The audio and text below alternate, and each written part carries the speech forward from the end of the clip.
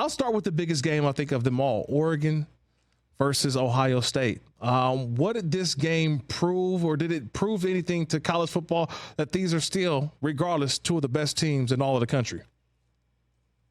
Yeah, I think it showed they're two of the best. I think it showed Oregon can compete at that top level, something we weren't sure about, something they haven't done yet under Dan Lanning. They've lost a lot of those big games close. They finally got one of those. And if you're Ohio State, I think there's a little bit of concern. I think a lot of people thought this was the most talented team in the country coming into the season. And cornerbacks were not great. They got beat deep. The defensive line didn't get a sack. I think this is still a very good Ohio State team, but in terms of national championship favorite, I think they're maybe not at that level. They're in this group with a few other teams.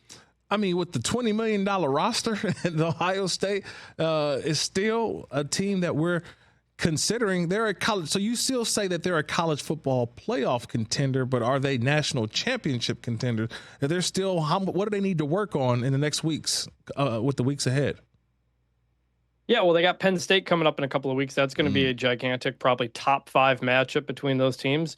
And I think if you're Ohio State, you got to be better on the defensive line. Again, they're Ryan Day is 0-3 against Michigan. He's 0-2 against Oregon.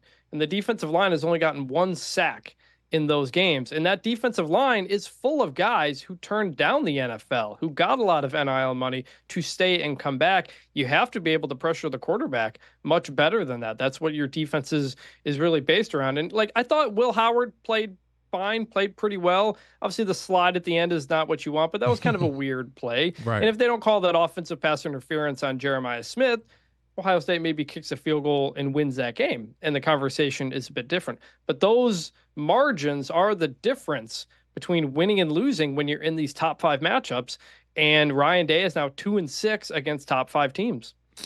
You know, one of the other big games on Saturday, Chris, was obviously the Red River Showdown, Texas and Oklahoma.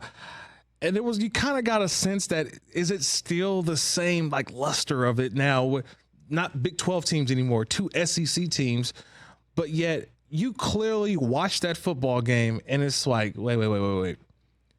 Texas and Oklahoma, there was a wide gap between these two teams. We saw it on Saturday.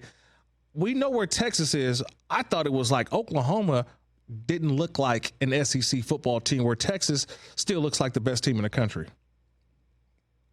Yeah, I think Texas is still in that group. It took a little bit for Quinn Ewers coming back from the injury to get things going. He threw an interception on his first pass. He missed a couple of throws earlier, but he settled in as it went on. And I think Texas is in that top 4, top 5 group of national championship contenders. They've got a big one with Georgia coming to town this week.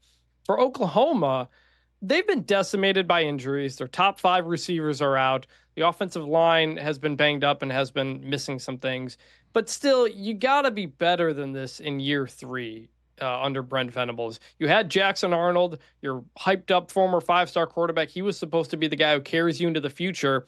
He gets benched in the 4th game of the season. We haven't seen him since. And so the offense is just a mess. The defense is much better. Brent Venables has fixed that side of the ball like he was supposed to. They are recruiting pretty well. But offensively, they just have not had any answers. They have not had any depth. And this, you're right, this does not look like an SEC team on offense, or at least what we thought from Oklahoma coming in. This is a team that never has a losing season. This is a team that's always winning 10 games a year. And now you're looking for the second time in 3 years. They're probably not going to hit that mark. Catch the Rich Eisen Show every single day on the Roku Channel, 12 to 3 Eastern, for free.